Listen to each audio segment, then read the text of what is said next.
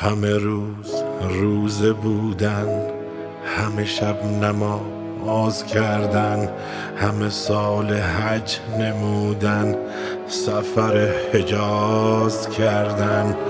ز مدینه تا به کعبه سر و پا برهنه رفتن. دو لب از برای لبیک به وظیفه باز کردن. به مساجد و معابد همه اعتکاف جستن.